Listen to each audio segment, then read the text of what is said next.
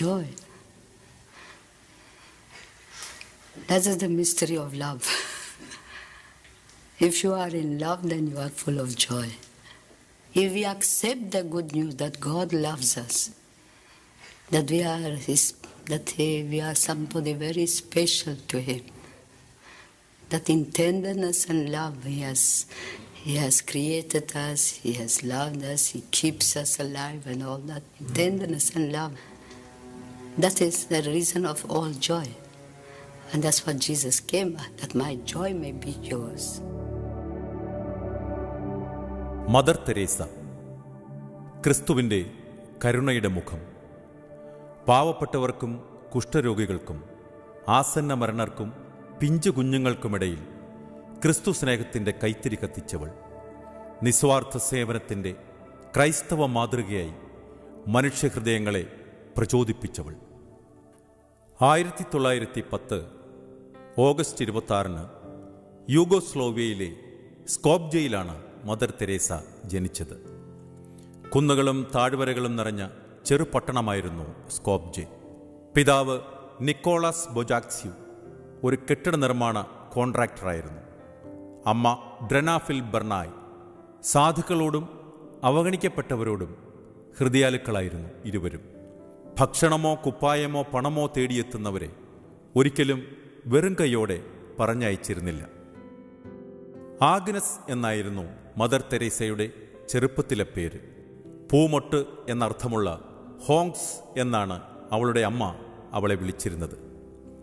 ആഗ്നസിന് 8 വയസ്സ് പ്രായമുണ്ടായിരുന്നപ്പോൾ പിതാവ് മരിച്ചു. ഇടവക ദേവാലയവുമായി ബന്ധപ്പെട്ടാണ് കുടുംബം പിന്നീട് ജീവിച്ചത്. ആഗ്നസിന് 12 വയസ്സുള്ളപ്പോൾ കന്യാസ്ത്രീയാകണമെന്ന് ആഗ്രഹമുണ്ടായി. ആഗ്രഹം അമ്മയെ അറിയിച്ചു. കേവലം ഒരു കൊച്ചുകുട്ടിയായിരുന്നതിനാൽ അവളുടെ ആഗ്രഹത്തെ ആ അമ്മ പ്രോത്സാഹിപ്പിച്ചില്ല. അവൾ തൻ്റെ ഇഷ്ടത്തെ തിരുഹൃദയത്തിന് സമർപ്പിച്ചു. അമ്മയുടെ നിർദ്ദേശപ്രകാരം ആഗ്നസ് ഇടവക ദേവാലയത്തിലെ മരിയൻ സൊഡാലിറ്റിയിൽ അംഗമായി. സൊഡാലിറ്റിയിൽ നിന്ന് പുണ്യവാന്മാരുടെയും മിഷണറിമാരുടെയും ജീവിതങ്ങളെപ്പറ്റി മനസ്സിലാക്കി. അമ്മയുടെ വ്യക്തിത്വം മദർ തെരേസയെ ഏറെ സ്വാധീനിച്ചിരുന്നു.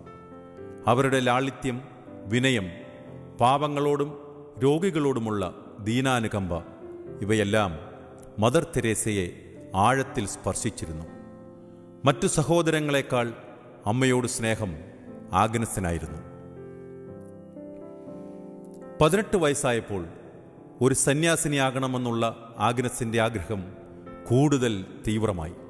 ഒരിക്കൽ കൂടി അമ്മയുടെ അനുവാദത്തിനായി കാത്തിരുന്നു. ഇടവക ദേവാലയത്തിലെ അൾത്താരയുടെ മുന്നിൽ ആ അമ്മയും മകളും നിന്നു. മണിക്കൂറുകൾ നിശബ്ദമായി കടന്നുപോയി. ഒടുവിൽ അമ്മ മകളോട് പറഞ്ഞു, അവൻ്റെ കരങ്ങളിൽ നിന്റെ കൈവച്ച് അവനോടൊപ്പം എല്ലാ വഴികളിലും സഞ്ചരിക്കുക.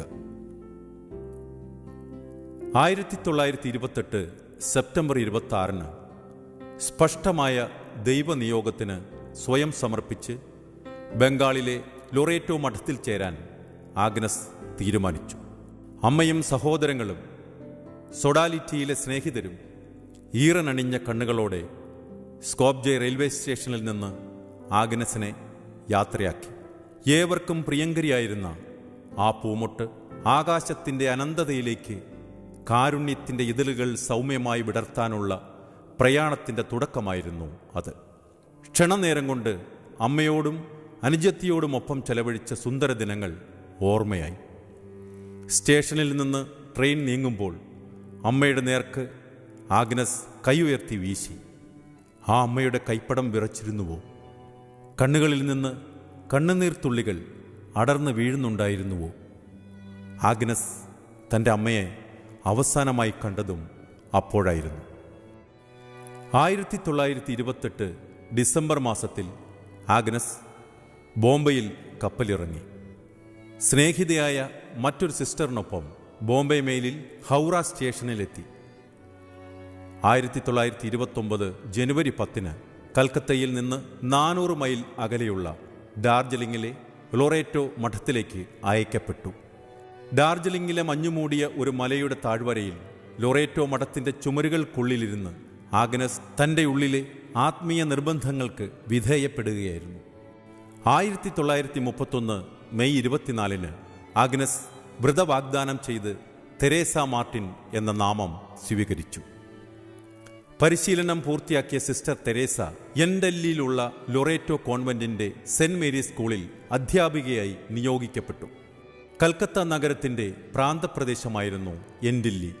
നഗരത്തിലെ ചീഞ്ഞുനാറുന്ന ഓടകൾ, അതിനിരുവശവും കണ്ണെത്താ ദൂരത്തുള്ള ചേരികൾ, ആ കുടിലുകളിൽ ജീവിക്കുന്ന 10,000-കണക്കിന് മനുഷ്യർ, രോഗികളും മരണാസന്നരും അവഗണിക്കപ്പെട്ടവരും പട്ടിണിപ്പാവങ്ങളും. ലൊറേറ്റോ കോൺവെന്റിലായിരുന്നെങ്കിലും സിസ്റ്റർ തെരേസ ചേരിയിലെ മനുഷ്യജീവിതത്തിൻ്റെ ദുരിതങ്ങൾ അറിയുന്നുണ്ടായിരുന്നു. കോൺവെന്റിൻ്റെ സുരക്ഷിതത്വത്തിലും സമ്പന്നതയിലും താൻ സുഖമായി കഴിയുകയും തൊട്ടപ്പുറത്ത് തെരുവോരങ്ങളിൽ മനുഷ്യർ വിശന്നും വീടില്ലാതെയും രോഗികളായും കഴിയുന്നു എന്ന തിരിച്ചറിവ് അവരെ ദുഃഖിപ്പിച്ചു. മനുഷ്യൻ്റെ വേദനകളിൽ പങ്കുചേരാതെയുള്ള സന്യാസം നിരർത്ഥകവും അപരാധവുമായി തോന്നി സിസ്റ്റർ തെരേസായ്ക്ക്. പാവപ്പെട്ടവർക്ക് വേണ്ടി വേദനിക്കുന്ന ഹൃദയവുമായി 1946 സെപ്റ്റംബർ 10 സിസ്റ്റർ തെരേസ ധ്യാനത്തിനായി ഡാർജിലിംഗിലേക്ക് പോയി. യാത്രാമധ്യേ സിസ്റ്റർ തെരേസായ്ക്ക് തെരുവിലെ അഗതികളെ ശുശ്രൂഷിക്കണമെന്നുള്ള ഒരു ഉൾവിളിയുണ്ടായി. വിളിക്കുള്ളിലെ വിളിയെന്ന് മദർ തെരേസ തന്നെ പിൽക്കാലത്ത് വിശേഷിപ്പിച്ച ദൈവിക നിശ്ചയത്തിൻ്റെ വെളിപാടായിരുന്നു അത്. ധ്യാനം കഴിഞ്ഞ് കൽക്കത്തയിൽ തിരിച്ചെത്തിയ സിസ്റ്റർ തെരേസ തനിക്കുണ്ടായ ദൈവിക പ്രചോദനത്തെപ്പറ്റി ആത്മീയ ഗുരുവായിരുന്ന ഫാദർ വാൻ എക്സേമിനെ അറിയിച്ചു. ആർച്ച് ബിഷപ്പ് പെരിയാറിൽ നിന്നും രോഗികൾക്കും അഗതികൾക്കും വേണ്ടി പ്രവർത്തിക്കാനുള്ള അനുവാദം നേടിയെടുക്കാൻ ഫാദർ സഹായിക്കണമെന്ന് അപേക്ഷിച്ചു. നീണ്ട കാത്തിരിപ്പിനും പ്രാർത്ഥനകൾക്കും വിരാമമിട്ടുകൊണ്ട് 1948 ഏപ്രിൽ മാസത്തിൽ ലൊറേറ്റോ കോൺവെന്റിന് വെളിയിൽ പോയി സ്വതന്ത്രമായി പ്രവർത്തിക്കാനുള്ള വത്തിക്കാന്റെ അനുമതിപത്രം archbishop Perier father Van Exem വഴി സിസ്റ്റർ തെരേസായ്ക്ക് നൽകി.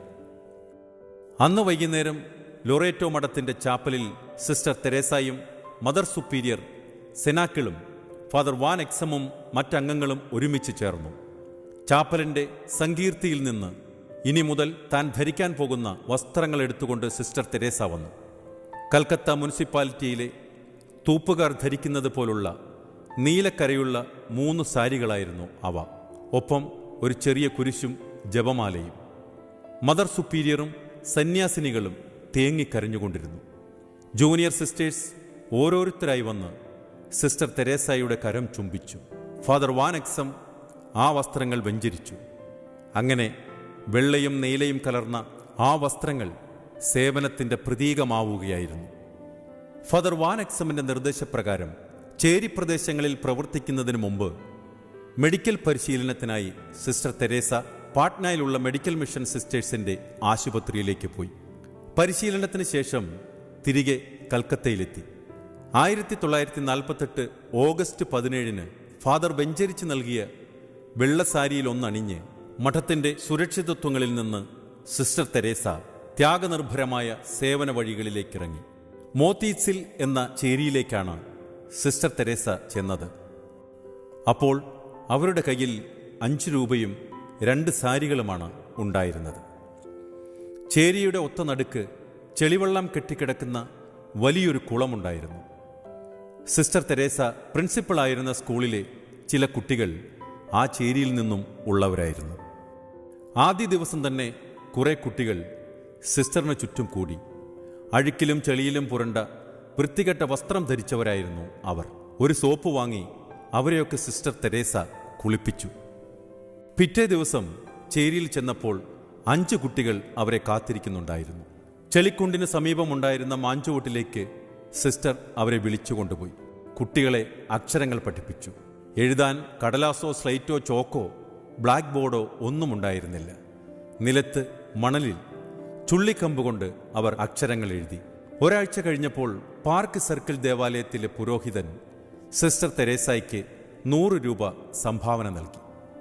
പിറ്റേ ദിവസം തന്നെ കുട്ടികളെ പഠിപ്പിക്കുന്നതിനും രോഗികളെ ശുശ്രൂഷിക്കുന്നതിനുമായി മാസം 5 രൂപ നിരക്കിൽ 2 മുറികൾ അവർ വാടകയ്ക്കെടുത്തു.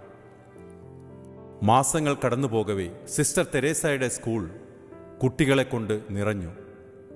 ഡിസ്പെൻസറിയിൽ രോഗികളുടെ നീണ്ട നിര കാണാമായിരുന്നു. കുട്ടികൾക്കുള്ള പഠനോപകരണങ്ങളും രോഗികൾക്ക് വേണ്ട മരുന്നുകളും ബാൻഡേജുകളും സിസ്റ്റർ തെരേസ കടകൾ തോറും കയറി ഇറങ്ങി ഇരുന്നു വാങ്ങുമായിരുന്നു. സിസ്റ്റർ തെരേസയെ സഹായിക്കാൻ അഭ്യസ്തവിദ്യരായ ചെറുപ്പക്കാരും സേവന സന്നദ്ധരായ ഡോക്ടർമാരും വന്നുകൊണ്ടിരുന്നു. ഒരിക്കൽ സിസ്റ്റർ തെരേസ ചേരിയിലൂടെ കടന്നു പോകുമ്പോൾ ചവറുകൂനകൾക്കിടയിൽ നിന്ന് നേർത്തൊരു കരച്ചിൽ. ചെന്നു നോക്കുമ്പോൾ മണിക്കൂറുകൾക്ക് മുമ്പ് മാത്രം ജനിച്ച ഒരു കുഞ്ഞിനെ പഴന്തുണിയിൽ പൊതിഞ്ഞു കിടത്തിയിരിക്കുന്നു. സിസ്റ്റർ തെരേസ അതിനെ മാലിന്യങ്ങൾക്കിടയിൽ നിന്നും വാരിയെടുത്തു. തുടർന്ന് സന്നദ്ധ പ്രവർത്തകരുടെ സഹായത്തോടെ കൽക്കത്ത ചേരിയിലെ മാലിന്യ കൂമ്പാരങ്ങൾ അരിച്ചുപെറുക്കി ഉപേക്ഷിക്കപ്പെട്ട കുഞ്ഞുങ്ങളെ കണ്ടെടുക്കാൻ തുടങ്ങി. ഇത് ശിശുഭവൻ തുടങ്ങുവാൻ കാരണമായി. കോരിച്ചൊരിയുന്നൊരു മഴയത്ത് മദർ തെരേസ ട്രാമിലിരുന്ന് യാത്ര ചെയ്യുകയായിരുന്നു. റോഡ് വക്കിലെ മരച്ചുവട്ടിൽ കൂനിക്കൂടിയിരുന്നൊരു വൃദ്ധനെ മദർ തെരേസ കണ്ടു. വാഹനത്തിൽ നിന്നിറങ്ങാൻ നിവൃത്തിയില്ലായിരുന്നു. കുറച്ച് മരുന്നുകളുമായി പെട്ടെന്നു തന്നെ അവർ തിരികെ എത്തി. അപ്പോഴേക്കും നിലത്ത് കെട്ടിക്കിടന്നിരുന്ന ചെളിവെള്ളത്തിലേക്ക് മുഖം കുത്തി വീണ് അയാൾ മരിച്ചിരുന്നു. മദർ തെരേസയ്ക്ക് എന്തെന്നില്ലാത്ത സങ്കടം തോന്നി. മനുഷ്യന് അന്തസ്സായി മരിക്കാനുള്ളൊരിടം കണ്ടെത്താനായിരുന്നു പിന്നീടുള്ള അവരുടെ പരിശ്രമം. അങ്ങനെയാണ് കൽക്കത്തയിലെ കാളിക്ഷേത്രത്തിന് സമീപം ഒരൊഴിഞ്ഞ കെട്ടിടത്തിൽ മരണാസന്നരെ ശുശ്രൂഷിക്കുന്ന നിർമ്മൽ ഹൃദയ് സിസ്റ്റർ തെരേസ ആരംഭിക്കുന്നത്. കാളിക്ഷേത്രത്തിലെ ശാന്തിക്കാരും തദ്ദേശവാസികളും അതിനെ ശക്തമായി എതിർത്തു. സിസ്റ്റർ തെരേസയെ ഭീഷണിപ്പെടുത്തി. മതം മാറ്റാനാണ് ഈ പ്രയത്നമെന്ന് ആരോപിച്ചു. ഒരു ദിവസം അക്രമാസക്തരായ ജനക്കൂട്ടം ഭവനത്തിന് നേരെ കല്ലെറിഞ്ഞു.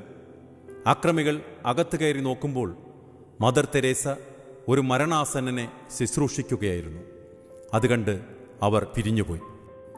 1949 ഫെബ്രുവരിയിലാണ് സിസ്റ്റർ തെരേസ കൽക്കത്തയിലെ 14th ക്രീക്ക് ലൈനിലെ മൈക്കിൾസ് ഗോമസിൻ്റെ ഭവനത്തിൻ്റെ 2ാം നിലയിലേക്ക് താമസം മാറ്റിയത്. ക്രീക്ക് ലൈനിലെത്തി 3 ആഴ്ച കഴിഞ്ഞപ്പോഴേക്കും സിസ്റ്റർ തെരേസയുടെ പൂർവ്വ വിദ്യാർത്ഥിനിയായിരുന്ന സുഭാഷിണി ദാസ് അവിടെ എത്തി. 7ാം ക്ലാസ് മുതൽ സുഭാഷിണിയുടെ അധ്യാപികയായിരുന്നു സിസ്റ്റർ തെരേസ. മദറിനോടൊപ്പം രോഗികളെ ശുശ്രൂഷിക്കാൻ എത്തിയതായിരുന്നു അവർ. മാർച്ച് 19 വിശുദ്ധ ഔസേ പിതാവിൻ്റെ തിരുനാൾ ദിനം സുഭാഷിണി ദാസ് മിഷണറീസ് ഓഫ് ചാരിറ്റിയുടെ ആദ്യ അംഗമായ സിസ്റ്റർ ആഗ്നസ് അർപ്പണം നടത്തി. മറ്റൊരു പൂർവ്വ വിദ്യാർത്ഥിനി മഗ്ദലീന ഗോമസ് സി ജയത്രൂഡായി വ്രതവാഗ്ദാനം ചെയ്തു. പിന്നീട് ആ കൊച്ചു സമൂഹം ഒരു സന്യാസിനി സമൂഹമായി വളർന്നു. 1950 ഒക്ടോബർ 7 കൽക്കട്ടയിലെ ആർച്ച് ബിഷപ്പിൻ്റെ കീഴിൽ മിഷണറീസ് ഓഫ് ചാരിറ്റി എന്ന സന്യാസ സമൂഹം ഔദ്യോഗിക നിയമാവലിയോടുകൂടി പ്രവർത്തനം തുടങ്ങി. കൽക്കത്തയിലെ ധാപ്പ എന്ന ചേരിയിൽ അടിഞ്ഞുകൂടിയിട്ടുള്ള ആയിരക്കണക്കിന് കുഷ്ഠരോഗികളുടെ ഇടയിൽ ശുശ്രൂഷ ചെയ്തുകൊണ്ടിരുന്ന മദർ തെരേസയോട് എന്തുകൊണ്ട് നിങ്ങളിത് ചെയ്യുന്നുവെന്ന് ചോദിച്ചപ്പോൾ, കൈവിരൽ അറ്റുപോയ ഈ ശരീരം ക്രിസ്തുവിൻ്റേതാണെന്ന് ഞങ്ങൾ വിശ്വസിക്കുന്നു.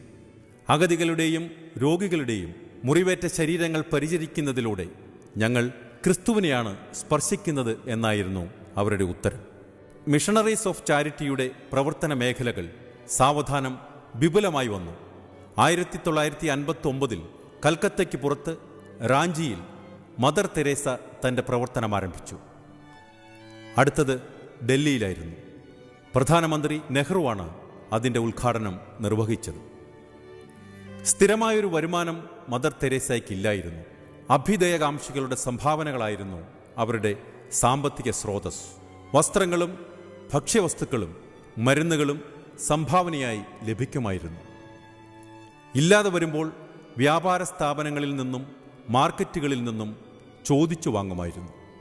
ഒരിക്കൽ ഡൽഹിയിലെ ശിശുഭവനിൽ ഭക്ഷണ സാധനങ്ങൾ വാങ്ങാൻ പണമില്ലാതെ വലഞ്ഞിരിക്കുകയായിരുന്നു. കുറച്ചരിയിരുന്നത് കുട്ടികൾക്ക് കഞ്ഞി ഉണ്ടാക്കി കൊടുക്കുവാൻ തീരുമാനിച്ചു. അപ്പോൾ പ്രധാനമന്ത്രി ഇന്ദിരാഗാന്ധിയുടെ വീട്ടിൽ നിന്നും ഒരു കാറിൽ നിറയെ തോട്ടത്തിൽ നിന്നും പറിച്ചെടുത്ത പച്ചക്കറികൾ മരുമകൾ സോണിയാഗാന്ധി കൊടുത്തുവിട്ടിരിക്കുന്നു. ആവശ്യം വരുമ്പോൾ അത് നിറവേറ്റാനുള്ള മാർഗം ദൈവം തന്നെ കാണിച്ചു തരുമെന്നായിരുന്നു മദർ തെരേസയുടെ ഉറച്ച വിശ്വാസം. 1963 മിഷണറീസ് ഓഫ് ചാരിറ്റി ബ്രദേഴ്സ് രൂപീകൃതമായി. ആൺകുട്ടികളുടെയും പുരുഷന്മാരായ രോഗികളുടെയും അശരണരുടെയും ശുശ്രൂഷ മദർ തെരേസ അവരെ ഏൽപ്പിച്ചു. ഹൗറ റെയിൽവേ സ്റ്റേഷൻ, കുഷ്ഠരോഗ ശുശ്രൂഷ കേന്ദ്രങ്ങൾ, എയ്ഡ്സ് ബാധിതരുടെ ശുശ്രൂഷ, മദ്യത്തിനും മയക്കുമരുന്നിനും അടിമകളായവർ എന്നിവരുടെ ഇടയിലുള്ള പ്രവർത്തനങ്ങളെല്ലാം ബ്രദേഴ്സ് ഏറ്റെടുത്തു. 10 വർഷം കൊണ്ടവർ കൽക്കത്തയുടെ പരിസര പ്രദേശങ്ങളിലും പല വിദേശ രാജ്യങ്ങളിലേക്ക് കൂടി തങ്ങളുടെ ശുശ്രൂഷാ കേന്ദ്രങ്ങൾ സ്ഥാപിച്ചു. പട്ടിണിയോ യുദ്ധക്കെടുതികളോ ഭൂകമ്പമോ പകർച്ചവ്യാധികളോ ക്ഷാമമോ ലോകത്തിൻ്റെ ഏത് കോണിലുണ്ടായാലും മദർ തെരേസായും സംഘവും അവിടെ എത്തുമായിരുന്നു. ഒരിക്കൽ ലെബനോനിലെ ബെയ്റൂട്ടിൽ യുദ്ധക്കളത്തിന് നടുവിൽ ഷെല്ലുകൾ വീണ് തകർന്നടിഞ്ഞുകൊണ്ടിരുന്ന ഒരാശുപത്രിയിൽ നിന്നും 37 കുഞ്ഞുങ്ങളെ മദർ നേരിട്ട് രക്ഷിക്കുകയുണ്ടായി. പട്ടാളക്കാർ പോലും ഭയപ്പെട്ട് പിൻവാങ്ങിയ സന്ദർഭത്തിൽ മദർ തെരേസയുടെ അസാമാന്യമായ ധൈര്യം ഏറെ ശ്ലാഘിക്കപ്പെട്ടു. 1965 വെനിസ്വേലയിലാണ് ഭാരതത്തിന് വെളിയിൽ ആദ്യമായി മദർ തെരേസയുടെ പ്രവർത്തനങ്ങൾ ആരംഭിച്ചത്. പിന്നീട് ഏഷ്യ, ആഫ്രിക്ക, യൂറോപ്പ് എന്നീ ഭൂഖണ്ഡങ്ങളിലേക്ക് മദറിൻ്റെ ജീവകാരുണ്യ പ്രവർത്തനങ്ങൾ വ്യാപിച്ചു. ശിശു സംരക്ഷണ കേന്ദ്രങ്ങൾ, കുഷ്ഠരോഗ ക്ലിനിക്കുകൾ, അനാഥാലയങ്ങൾ, വികലാംഗരും മന്ദബുദ്ധികളുമായ കുട്ടികൾക്കുള്ള കേന്ദ്രങ്ങൾ, ആസന്ന മരണർക്കും എയ്ഡ്സ് രോഗികൾക്കുമുള്ള ആലയങ്ങൾ, ലഹരി വിമോചന കേന്ദ്രങ്ങൾ എന്നിവയെല്ലാം വിവിധ രാജ്യങ്ങളിൽ മിഷണറീസ് ഓഫ് ചാരിറ്റിയുടെ ആതുര ശുശ്രൂഷയുടെ വിവിധ മുഖങ്ങളായി മാറി. ആത്മാക്കൾക്ക് വേണ്ടി ദാഹിക്കുന്ന ക്രിസ്തുവിൻ്റെ ദാഹം ശമിപ്പിക്കാനുള്ള മാർഗമായിരുന്നു മദർ തെരേസയ്ക്ക് ആതുര ശുശ്രൂഷ. ചവറുകൂനയിൽ പനി പിടിച്ചു കിടന്നിരുന്ന ഒരു സ്ത്രീയെ കാളിഘട്ടിലെ തൻ്റെ ഭവനത്തിലേക്ക് മദർ തെരേസ എടുത്തുകൊണ്ടുപോയി കുളിപ്പിച്ച് വൃത്തിയാക്കി. സ്വന്തം മകൻ അവരെ ചവറുകൂനയിൽ ഉപേക്ഷിച്ചു പോയതിൽ അവർ കഠിന ദുഃഖിതയായിരുന്നു. അവർ വിതുമ്പിക്കരയുന്നുണ്ടായിരുന്നു. മകന് മാപ്പ് കൊടുക്കുവാൻ മദർ തെരേസ അവരെ നിർബന്ധിച്ചു. അവസാനം ആ സ്ത്രീ തൻ്റെ മകന് മാപ്പ് കൊടുത്തു. മദർ തെരേസയുടെ കൈകളിൽ കിടന്ന് അവരെ നോക്കി മന്ദഹസിച്ച് ശാന്തമായി മരിച്ചു. നിങ്ങൾക്ക് നന്ദി എന്നായിരുന്നു അവസാനമായി അവർ പറഞ്ഞത്. തനിക്ക് ലഭിച്ച ഏറ്റവും മനോഹരമായ മന്ദഹാസങ്ങളിൽ ഒന്നായിരുന്നു അതെന്ന് മദർ തെരേസ പിന്നീട് പറഞ്ഞിട്ടുണ്ട്. മനുഷ്യ സേവനത്തിലൂടെ പ്രകാശപൂർണമായ ദൈവിക സൗന്ദര്യത്തെയാണ് അവർ അനുഭവിച്ചിരുന്നത്. മദർ തെരേസയുടെ സമാനതകളില്ലാത്ത മനുഷ്യ സേവനത്തെ മുൻനിർത്തി 700ഓളം രാഷ്ട്ര അന്താരാഷ്ട്ര ബഹുമതികൾ നൽകപ്പെട്ടു. അവയിൽ പ്രധാനപ്പെട്ടവ: 1962 പത്മശ്രീ, 1962 തന്നെ ഫിലിപ്പീൻ സർക്കാരിൻ്റെ മാഗ്സസെ അവാർഡ്, 1971 മാർപ്പാപ്പയുടെ സമാധാന അവാർഡ്, 1979 സമാധാനത്തിനുള്ള നോബൽ സമ്മാനം, 1980 ഭാരതരത്ന, 1983 ബ്രിട്ടീഷ് രാജ്ഞിയുടെ honorary order of merit, 1985 American പ്രസിഡന്റിൻ്റെ സ്വാതന്ത്ര്യ മെഡൽ, 1993 പ്രേ എക്ലീസിയ എക്സ് പൊന്തിഫിക്ക.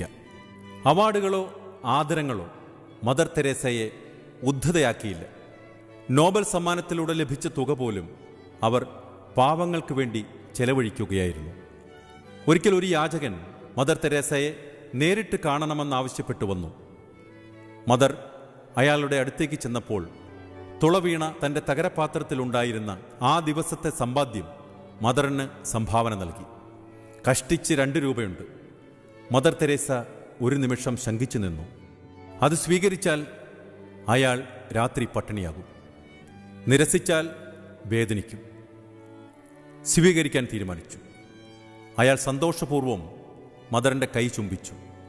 നോബൽ സമ്മാനത്തേക്കാൾ വിലപ്പെട്ട സമ്മാനമായിരുന്നു മദർ തെരേസയ്ക്ക് ആ 2 രൂപ.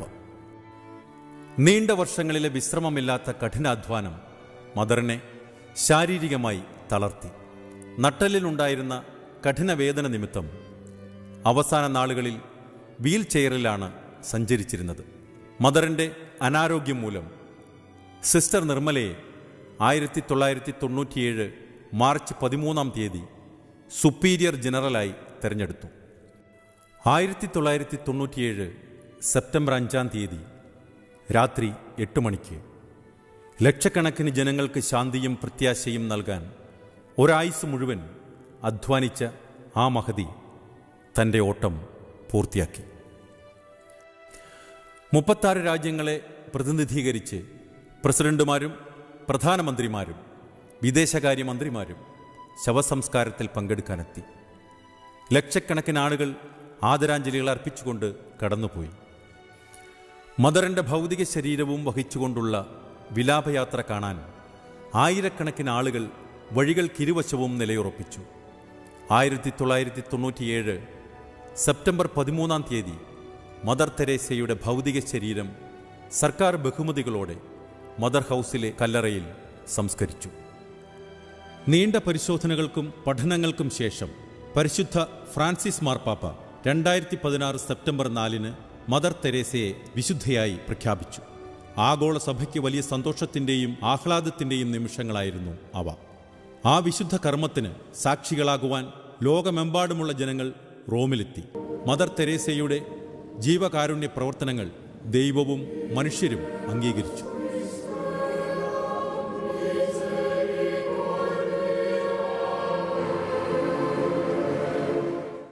സ്കോപ്ജയിലും ഡബ്ലിനിലെ ലൊറേറ്റോ കോൺവെന്റിൽ നിന്നും ആരംഭിച്ച് വിദൂരസ്ഥമായ ബംഗാളിലും അവിടെ നിന്ന് ഭാരതത്തിലും ലോകത്തിൻ്റെ ഇതര ഭാഗങ്ങളിലേക്കും ആ പ്രയാണം നീണ്ടു. അവർ സഞ്ചരിച്ച പാതകൾക്കിരുവശവും സേവനത്തിൻ്റെയും വിശുദ്ധിയുടെയും ലില്ലിപ്പൂക്കൾ വിടർന്നു നിൽക്കുന്നു. 1000 മനുഷ്യജന്മങ്ങൾ കൊണ്ട് മാത്രം ചെയ്തു തീർക്കാൻ കഴിയുന്ന പുണ്യം ഒരു ജന്മം കൊണ്ട് പൂർത്തിയാക്കിയവൾ. പ്രപഞ്ചം നിറയുന്ന പരമകാരുണികനായ പ്രപഞ്ചപിതാവിൻ്റെ സ്നേഹസുരഭിലമായ ഹൃദയത്തിനു നേരെ ഉയർത്തപ്പെട്ട കൂപ്പുകരങ്ങളായിരുന്നു അവരുടെ ജീവിതം. നദിയിലൂടെ ഒഴുകിവരുന്ന വിളക്കുകൾ പോലെ അവരുടെ കർമ്മപുണ്യങ്ങൾ കാലഘട്ടങ്ങൾക്കപ്പുറത്തു നിന്ന് ഒഴുകിവരുന്നു. വിസ്മയാദരങ്ങളോടെ ലോകാരാധ്യയായ കനിവിൻ്റെ മാലാഖയെ നാം തേടുന്നു.